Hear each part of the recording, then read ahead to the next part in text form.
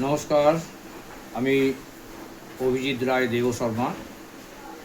আমি সাম্প্রতিক একটি বই লিখেছি, সংকলন করেছি। মূলত আমার দীর্ঘ প্রায় 30 বছরের অভিজ্ঞতাকে সম্বল করে বইটির নাম ডি বেদীয় সরল সাধ্যক্রিয়া বিধি। এখানে বিভিন্ন রকমের চিত্র যেমন দেওয়া রয়েছে, সেখানে এই যেমন চিত্রণ পূরক পিণ্ডদান, সেখানে যেমন ছবি দেওয়া রয়েছে, তেমনি ষোড়শদান, সেখানে কীভাবে ষোড়শদানে সাজানো হবে সেগুলো লেখা রয়েছে।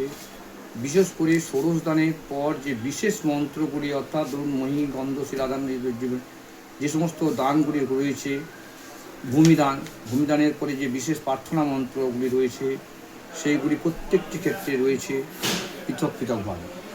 তারপরে আর্ধেকোদ্দিষ্ট শ্রাদ্ধ, সপিণ্ডকরণ শ্রাদ্ধ, সাংবাৎসরিক শ্রাদ্ধ, এগুলোকেও আমি ঠিক পৃথক পৃথকভাবে করেছি। এবং কোথাও আমি উল্লেখ করিনি যে অমুক পৃষ্ঠায় অমুক পাতায় দেখুন বা অমুক লাইনে দেখুন। প্রত্যেকটা শুরু থেকে শেষ পর্যন্ত যা যা করণীয় সেগুলো আমি যথারীতি যুক্ত করেছি। যেমন আদ্যশ্রাদ্ধেও আমাদের যেমন শ্রাব্যমন্ত্র পাঠ করতে হয়, মাসিকতেও যেমন করতে হয়, সপিণ্ডকরণে যেমন করতে হয়, প্রত্যেকটা ক্ষেত্রে এই নামগুলি উল্লেখ করেছি। এবং বাংলাতে সহজভাবে বোঝার জন্য আমি বাংলাতে সুন্দর করে লেখার চেষ্টা করেছি।